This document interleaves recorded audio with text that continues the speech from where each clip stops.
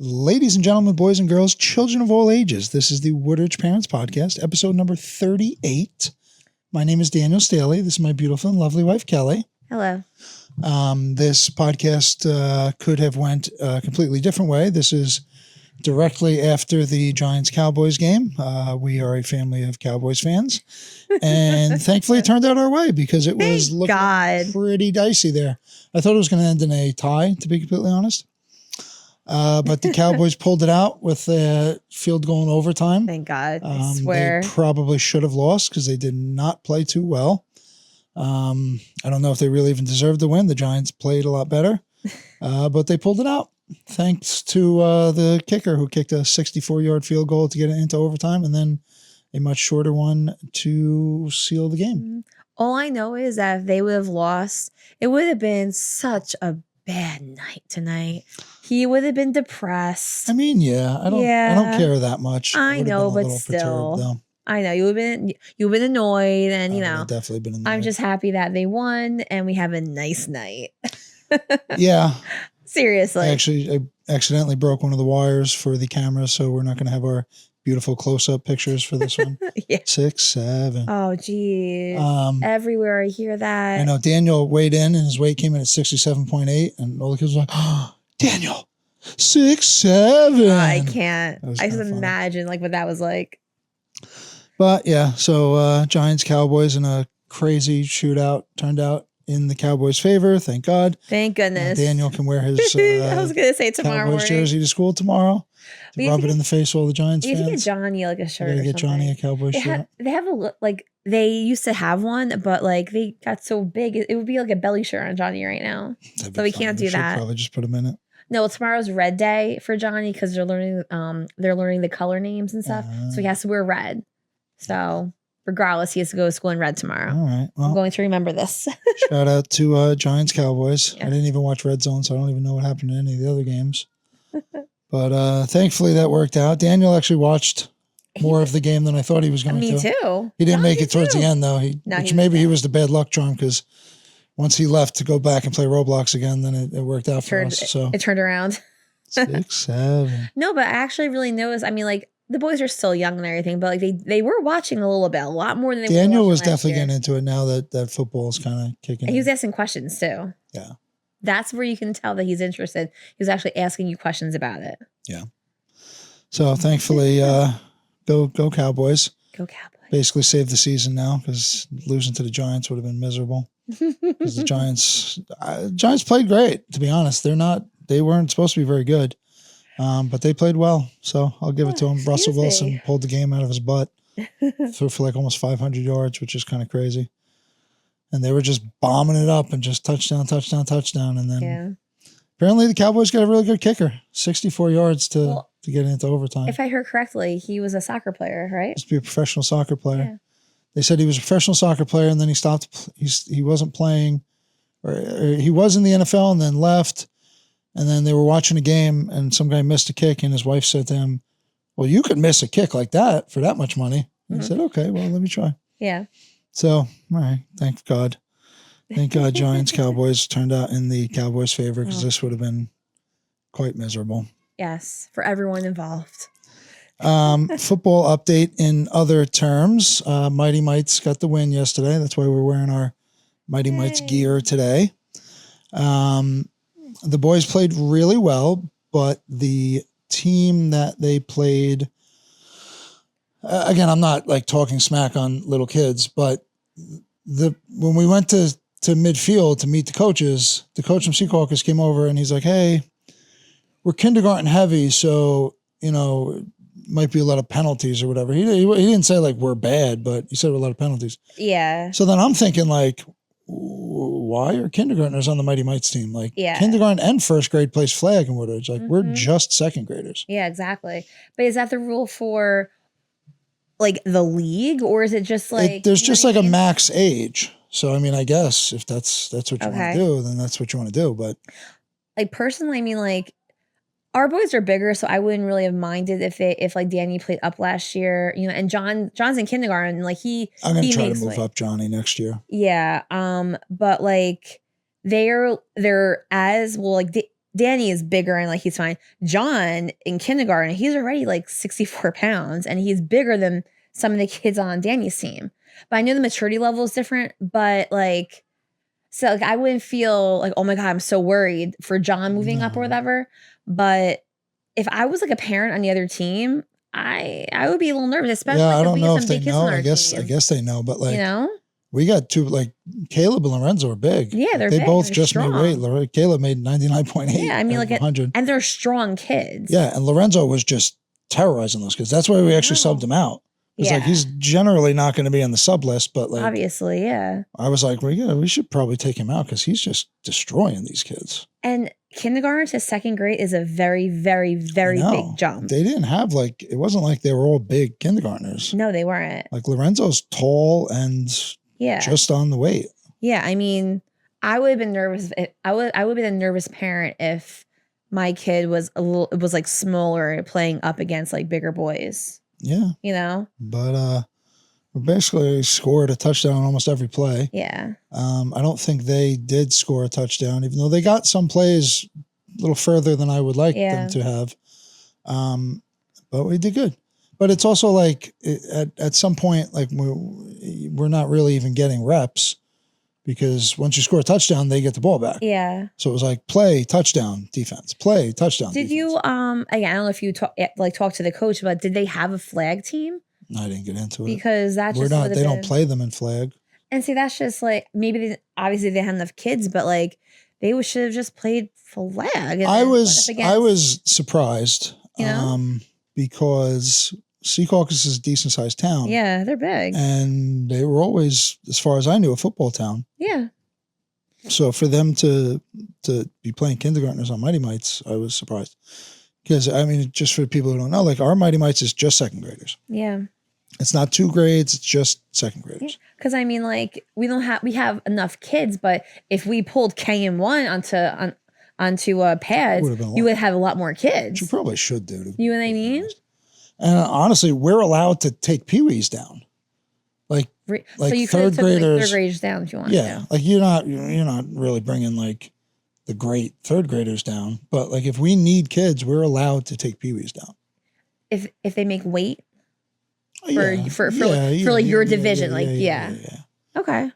But yeah, I was surprised, but everyone played well. No, everyone did. It was a good game, except for Mateo, who's our best player, but he plays quarterback, so we have a bunch of plays for him to run, but it was like he would just hand the ball off and the kid would score a touchdown. Yeah. So it became kind of repetitive, to be honest. Mm-hmm. Danny played pretty good. He did. Played good on defense. He had a good hit. Yeah, he had a couple of really nice tackles, solo tackles, which was good. Yeah. Mateo was a terror on defense too. Yeah, so they were great. They played well.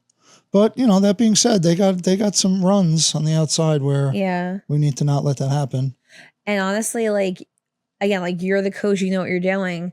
They need to understand too that not every team is going to be this way. That's what I tried to kind of instill. Like they're coming off a high right now because they're like, oh my God, we destroy them, blah, blah, blah. But they're also kindergartners, guys. Like, right. I tried to make sure that everyone was on the same page in that. Because I talked to my buddy Jesse from Hasbrook Heights, his kids on the Mighty Mites too. Okay. And they played Rutherford. And he said, oh, we did good. We played Rutherford. They were pretty good, which means they probably lost. Yeah. But he said Rutherford was good and big. Mm-hmm. So for him to say that, they're probably really good and big. Yeah. So like we have to be ready to absolutely for them to have 6 kids that are just under 100, and they all know what they're doing and they all play hard and they're all fast. So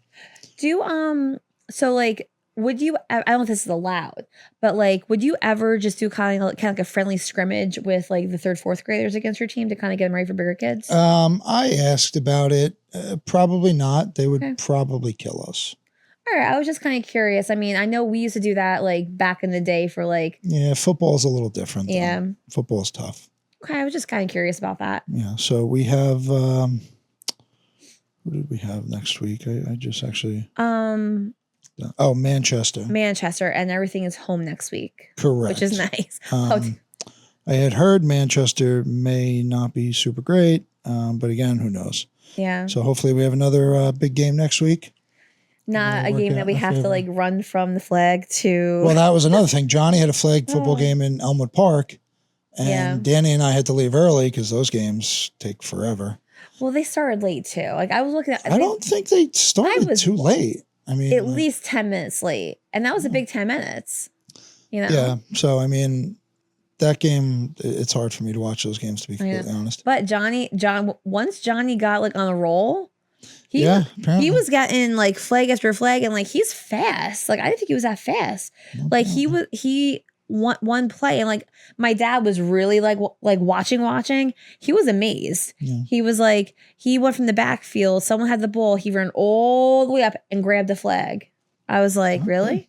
And like he grabs the flag, he grabs it, puts it in his hand in the air. He grabbed like 9 flags. And even like other people like approached me saying like how good he did, like how many flags he got. I was like, oh my gosh. Little Juanito. Oh. Big Juanito. Oh my gosh, yeah.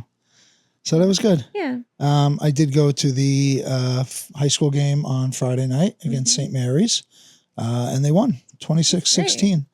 I had thought St. Mary's was actually 2-0, and they were 0-2. Oh, so it was like the opposite. But they were good. You know, they had big kids. St. Mary's is always good.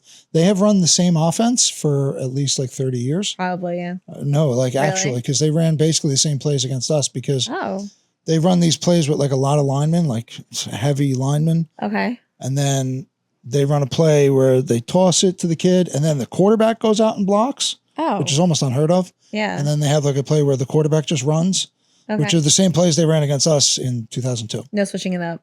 Not really. I mean, the coaches are different, but I guess they just keep that playbook. They go with the playbook, yeah. Yeah, I mean, listen, if you have the bigger and more athletic kids, then it makes sense. And they generally, you know, traditionally have the bigger, more athletic kids. But like, did it work out this time? Because I mean, they lost, right? Well, no, I mean, you know, Woodridge is pretty good. Yeah. You know, Woodridge is good. So Woodridge played well. The kid Rios at quarterback was throwing the ball all over the place. He's got a pretty good arm, and he runs a lot. And there's like a lot of situations where he's running and, you know, he throws the ball and you think like, oh, geez, like that seemed like a tough spot, but he whips it in there. Really? And they seem to get it. He throws very well on the run. That's good. So shout out to them. Shout out to Coach Carbone and the whole squad. Yeah. They got the win. They out to 3-0 now. That's great. So that's a big one. How many games do they play? 10? So they play, I was looking at the schedule earlier today. They play 7 regular season games. And then post. And then there's a 2-game playoffs if they make it. And then I guess they get crossover games otherwise. Okay. So yeah, I guess like 9 to 10 games and then the state playoffs. Okay. That makes sense, yeah. I mean, when we played, we never made the state playoffs. So it was kind of just what it was. But yeah, they played really good. That's good. So, which actually touches a bit on our next topic, which I haven't even brought up with you. So this will be an update for you as well. Should I have a shocked face on? Should I have like a shocked look or no? No, I wouldn't say shocked. Topics? No, I wouldn't say shocked look, but a bit of controversy about our podcast. Oh, really? One, I do have to make a bit of a retraction and apology about the joke and post that we made about the council. Now that I look back at it, it was kind of jerky, and did diminish a bit on what the council does. I made the joke about them just saying yes to whatever Sarlo says. Oh. And I did call them minions, which. Oh, you did? I didn't even realize you said that. Honestly, I kind of, it's funny you say that because we say these things and then you kind of like forget about it. Yeah. And I didn't even necessarily mean minions to be like a derogatory statement as much. Now they're kind of listening back. I do understand. Oh, okay. But there were some people who got a little bent out of shape about that, which I understand because the council does a lot of stuff. They did a 9/11 tribute in town. They work hard. They're honestly in their elections. It's impressive because they rarely go against people who have any shot, yet they still go door to door, like literally walk the whole town, going door to door. Yeah. And, make their case why they should be elected. And all of them are very good people. So, I really didn't mean to kind of like diminish their efforts. It was honestly more of a compliment to Sarlo that the things he does are positive for the town. And, the reason why these things get done are because they're not sitting there arguing 18 different ways and then pushing back and keeping things from getting done, which is kind of what happens in our national, political situation. Well, meaning That's they're why like a good team together. Correct. They work That's why we don't get peacefully. anything done nationally, because the Democrats and the Republicans just argue with each other constantly and can't agree on anything. So I will apologize to them. I was a little out of line. Now, that being said, okay. there's also apparently parents who somehow think that we have been talking bad about the football team, the high school team.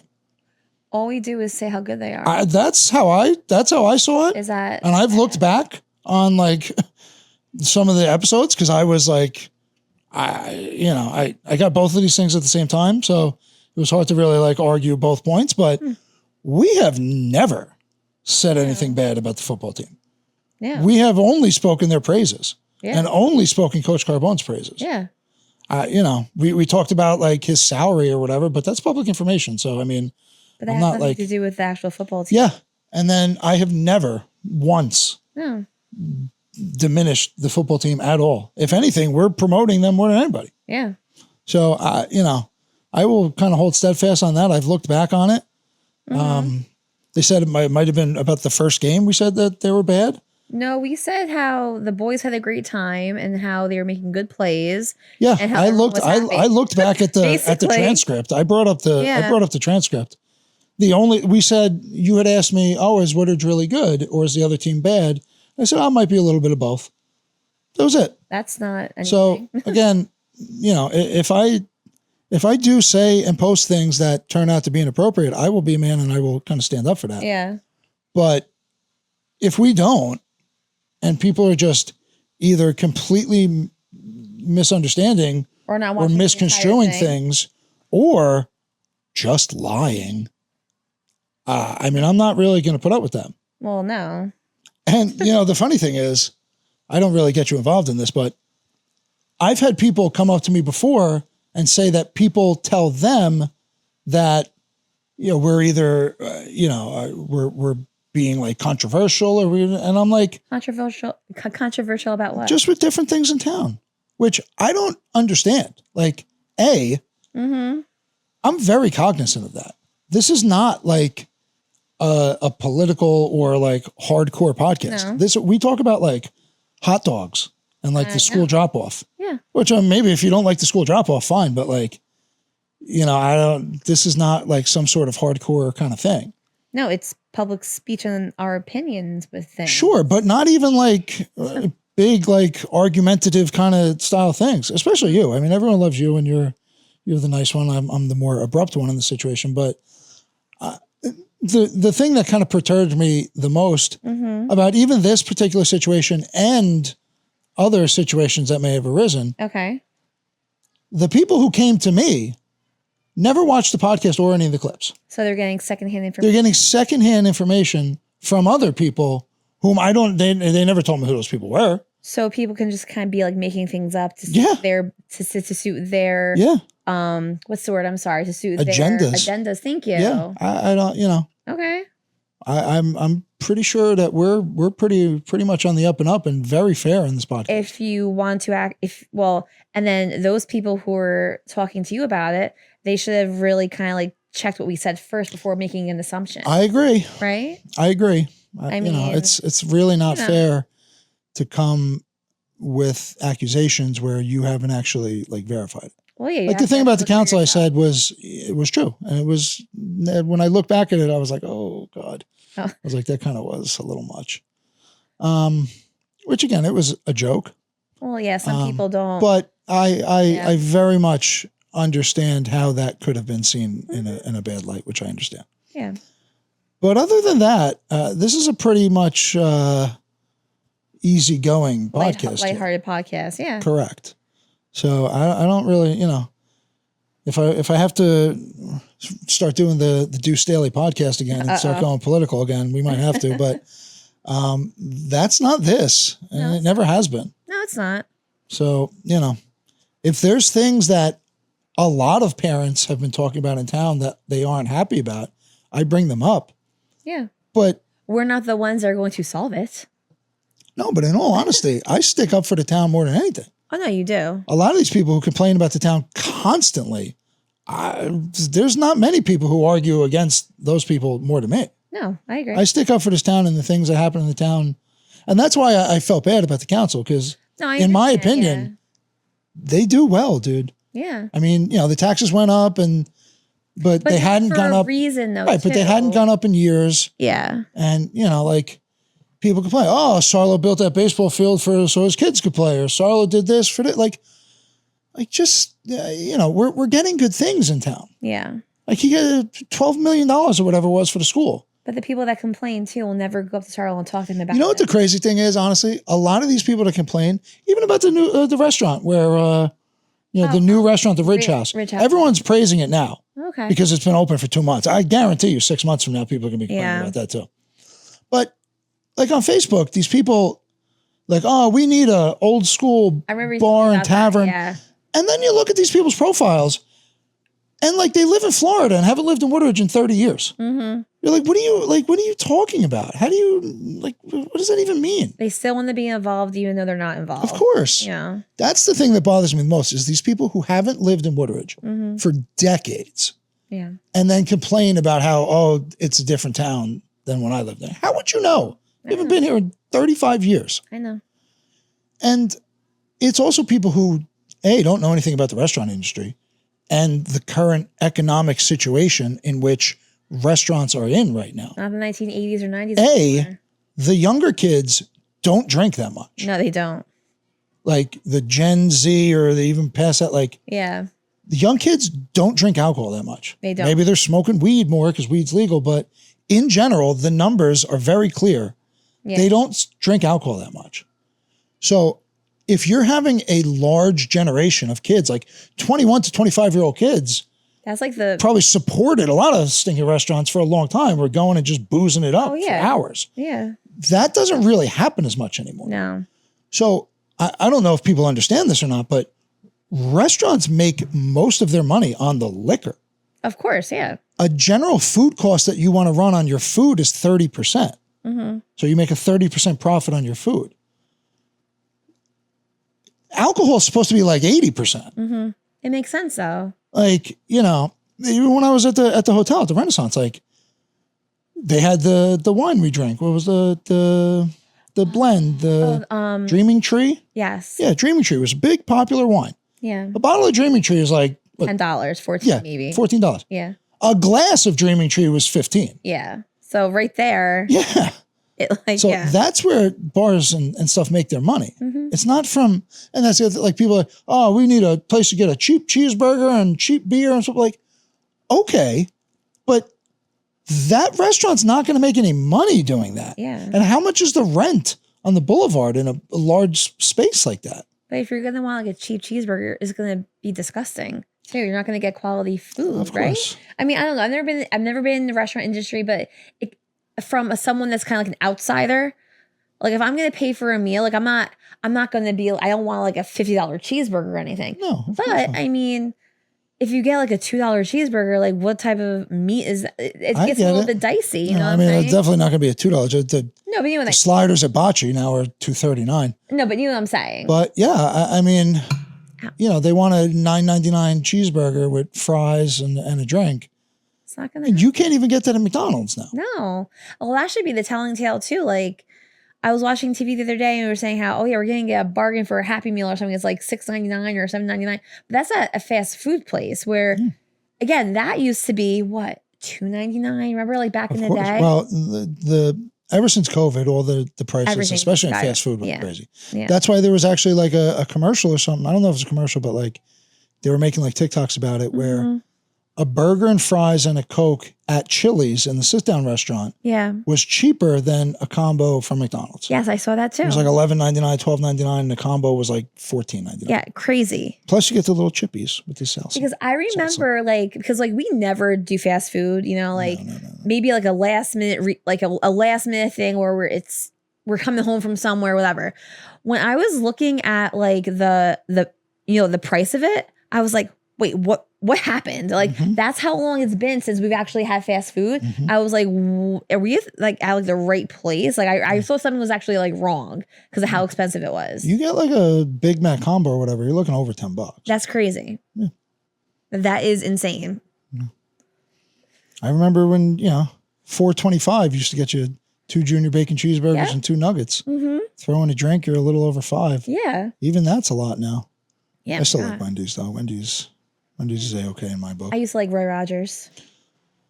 Was there a Roy Rogers ever around here? There was one in Lyndhurst where the there was one in, I guess it was Lodi, right on 17, like in the same plaza where Juicy Platters is. Yeah. Like 25 years ago. Juicy Platters is so good. Juicy Platters is yummy too. Shout out Juicy Platters. We haven't had that in a long time because we're kind of sticking away from the old rice. I know.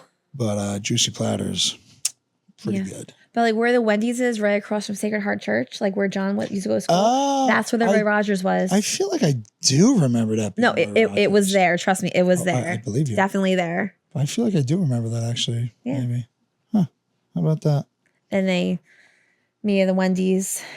Yeah. I guess we're still kind of sticking in controversy here. Again, to reiterate, and we had just dove into this topic. This isn't in any way a political podcast. I don't touch on that at all. No. I don't really touch on that stuff on social media or anything as much as I used to, because I think it's just completely out of control and just insane now. And people take what you say whichever way that they want. But this whole thing with Charlie Kirk is really crazy. It is. It's really crazy. There were a lot of things that I agreed with him on, and there were a lot of things I actually didn't agree with him on. There was plenty of stuff. And again, we're not going to delve into that topic, but the idea that you would shoot this guy, which honestly is like antithesis to whatever your goals are. You're trying to silence him, and you just made him a martyr, and all his ideas and everything are more popular than ever now. Yeah. But it's just crazy, like the level of vitriol in this country on both sides. I am a bit worried now. Like Trump's probably going to take some drastic measures, and he's going to start rounding people up. I was really upset when I heard what happened. I don't really want to kind of get too deep in it because I'm going to end up crying on the podcast. I was very upset when I heard. I was shocked. He wasn't even really that bad. There's plenty of people who talk smack way worse than him. He was just being honest. He, spoke about how he felt, and he was a fairly hardcore Christian, which is going to end up rubbing a lot of people different ways in many different communities. But he wanted to just have debates with people. Yeah, and he was generally pretty nice with people if they were nice with him. I've watched a lot. I've watched a lot of his his clips and everything. He was very respectful. You hope that doesn't kind of end up stopping the discourse as much as there was discourse. Yeah. But it's really sad, dude. They arrested the kid. His father turned him in. Yeah. That'll be like the next thing on the news we watch for the next 6 months is figuring all this stuff out. It's kind of crazy that they just caught him alive, because most of these lunatics who do all these shootings and everything just kill themselves. I know. But they're gonna take him in, and they have the death penalty in Utah, so we'll see. The firing squad's the firing squad. Yeah, so we'll see kind of where that goes. Trump's going to push for that, and I'm sure the government's going to push for that, but they need to kind of get some information out of this kid beforehand. But he seemingly was just radicalized online. He was a gamer and Discord channels, and just he wrote weird just meme troll stuff on the bullets. Yeah, I heard that too. So I don't know, but it can't be that way. And I'm not going to kind of get too much into it, but there are still people there have been people straight up celebrating, and also people disgusting. Yeah, it's not right to do this, but he talked about this, and this. Where half the times these people don't even actually know what they're talking about. No, it's not like they listen to him. No, they don't. They just want to fight with. They just want to fight to fight with him and get on TV. Right. Or whatever it was, you know. Well, just even YouTube people or making whatever. posts. You know, it's just, it's not the way to get things done. No, it's not. And it's not going to make anything better if you're on one side or the other. No. It's going to make it worse, and it's going to make people hardened to kind of push forward into these kind of divisive camps. Absolutely. So it's super unfortunate, and hopefully there doesn't turn out to be more violence, but there probably will be. I just feel for his wife, his kids. It's just ridiculous. I mean, I know we weren't going to do that, but I mean, those are the people that are going to be mostly affected by it. Yeah, I agree. His innocent kids and his wife. Yeah, it's sad. You know, and whoever, like, it's just disgusting. The people that are celebrating it, disgusting. Yeah. That's my view on it. And if anyone wants to go against me, too bad. That's how I feel. And that's See, Kelly's the controversial one. Don't come after me anymore. No, but I'm just saying, because everyone can put themselves in that position. Yeah. How would you feel if that ever happened to your spouse, God forbid your kids, and now this poor lady, you know, I think her name is Erica. Now she had, and they're super young.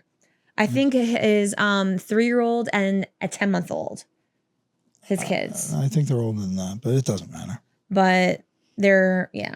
It doesn't matter. But it just stinks. It just sucks. Moving on to a tribute for another terrible event. We had 9/11 came up. We had the pep rally on 9/11. Yeah.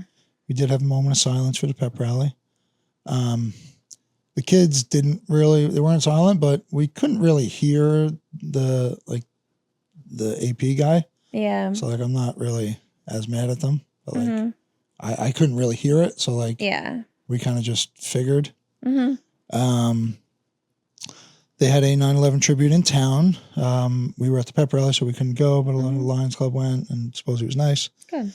And then we also had a 9/11 tribute at jiu-jitsu class at 4:15 in the morning on 9/11 that I went to. Yes. Yes. Shout out to Charles Buddy Jangeruso, Woodridge parent, and Lyndhurst cop who organized it. And as much as I love him, is a lunatic because the tribute was 9 11-minute jiu-jitsu rounds in a row. Normally we start at 5 a.m., but we were told to come in by 4:15 so we could do the 9 11-minute rounds. I'll say I did probably like 6 or 7. Which still I came home like I thought you were going to pass out. Pouring sweat. I actually lost 5 pounds. I know. I weighed myself at 199.4 before we left.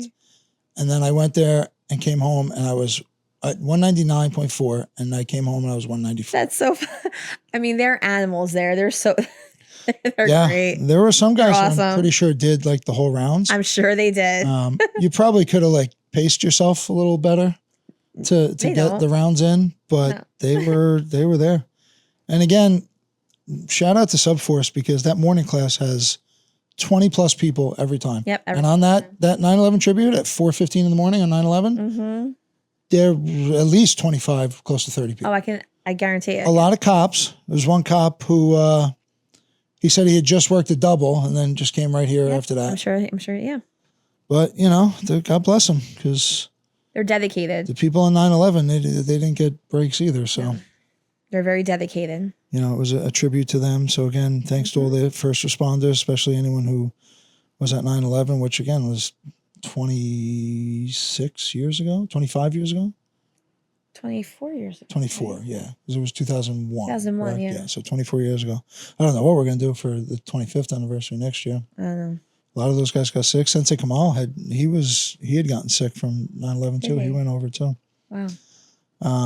So God bless all of them. God bless Charlie Kirk. Yeah. And anything else, Kelly? How was the first? They finished. So the Doyle drop off. I was just gonna say that, yeah. Which is a little crazy. People were complaining that there was like no space for the parents to stand. But they had like a bunch of areas blocked off. Yeah, because they were still doing stuff to it, right? Right. I thought it was going to be grass, but apparently it was just concrete, and that's seemingly unveiled. So now there's like tons of space. That's better. I mean, grass, like it's just, the concrete is better. It's easier for the kids to walk, obviously, you know. Yeah. And it's just better, I feel. So, I mean, hopefully that should be all rectified. They're still doing work there, as far as I know. Yeah. There's still trucks and stuff there. But the drop-off has been actually easy too. for them, you know? I mean, to me, the drop off is the same as it was last year. Yeah. Pull up, they get out, and then they go. No, I know, but I feel like the difference is that like, in the morning, they have the cones on the side of the street and people can't park there. Right. And like for me, I know you drop off on Monday for me, so I can get to work a little bit earlier. But like what I always do, like I have the kids in the car by 7:45 because I want to make sure that like at like 7:58, I'm dropping them off and I can kind of scoot to work, you know? And it's been really good. Teachers have been great, you know. They let Danny and Johnny go, you know, together, and then I'm not as much sure if they quote unquote let them as opposed to we just do it. Well, they would have let me know if it wasn't okay. I mean, listen, the drop off being at different entrances and exits, like exits. Yeah. I could see that like needing specific areas, but I mean the pickup. Yeah. But the drop off, like, I mean, a kid should be able to walk in a door, and Doyle's not very big. No, like, no matter what door the kid goes in, like, they can make their way to their classroom. Absolutely, yeah. So, like, you know. I mean, there hasn't been any issues with our kids. Yeah, Oh, no, our kids are old. And they would have, like, contacted us, too, if there was, like, any issues with them, like, going in together. You know what I mean? But the idea that we would drop one off in the front and then have to drive all the way around to the other side. And the other side, I mean, like, you had... And there's definitely people doing it because they don't want to rock the boat. Yeah. Not like we rock the boat. But like, even like 12th Street has been blocked off. It's been open for a little while. Has it been open? Yeah. Okay. But then like, even like when I would start going to my school, if I would go down the hill or not, I would see a line of cars going down Highland. Yeah. What they need to do is make 14th Street a temporary one way in the morning. Yes. Shout out Mike Diagnes. He was talking about that because he lives right up there in the corner on 14th. Like, yeah. It's pretty tight going both ways. It is. Months ago, I almost got into a fist fight because two of us were pointing right at each other. Yeah, the kids told me. But it wouldn't be that difficult a thing to make it a temporary one way. They do that at my school at Washington. They do it at Doyle because those streets aren't one ways. Like, they do it coming up and then going down. Yeah. So they need to kind of move on to doing that because, again, you can get around it. Oh, yeah. If you have to. And it would be going down the front of Doyle, and then you can make a right and you can come back up the other way. But, you know, and if you're coming from Westmont and you need to get to the other side, you just go up past the school and turn on. Yeah, I mean, I think honestly for right now it's working out for us. Yeah, you know? Fine. But I mean, I think like once you know, everything's kind of like settling down and people kind of get into like a routine, like they actually know like where to go and like the easiest way for them. I really feel like it'll like settle down a little bit. I mean, like, again, for me personally, I know I'm probably jinxing myself right now, like on Tuesday when I drop off the boys, but I mean, it has been relatively okay. I mean, like I'm getting to school at like 8:10, which is crazy. God forbid you drop the kids off a couple blocks away and they just walk. Like what? Yeah, see? Okay, I have my own little routine and it's fine. Right. It's fine. And I drop them off in front and they get out and they go in. Good, yeah. But like in a, you know, worst case scenario, they would figure it out. I'm not saying in the pouring rain or something like that, but they could get to school. Well, what we're doing right now is working good for me. They could get to school. I think they should just walk to school right from here and then you don't have to worry about it. No. Well, Kelly, I guess I just believe in our kids more. Okay. Moving forward. That's the majority of what I got, Kelly. Okay. Faith formation started today. Everything went very nicely. There are still a couple of spots available for kindergarten if anybody wants to join. Explain what that is to people who don't know what you're talking about. It's CCD basically. It's at what school? Well, it's at Assumption Church. Right. Yeah. But yeah, we do it at the intermediate school. It was very successful today. Nice, easy drop off, nice, easy pickup, and you know, went really well today. Good. So I had the pleasure of being the second grade teacher today with Danny and all of his friends. Oh boy. But moving forward, I'm going back to kindergarten with my little guys. With Johnny. Yeah. Juanito. Johnny wanted to literally show off today, which I was getting a little annoyed at him because he's not used to sharing me.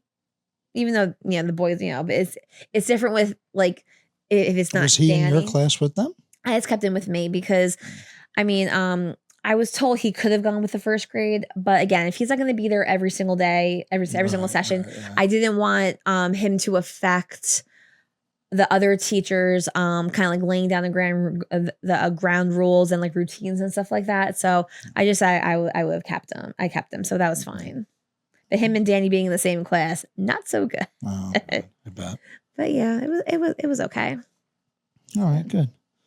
All right, well, we got through it. Well, we have our jiu-jitsu tournament coming up too. We didn't say that.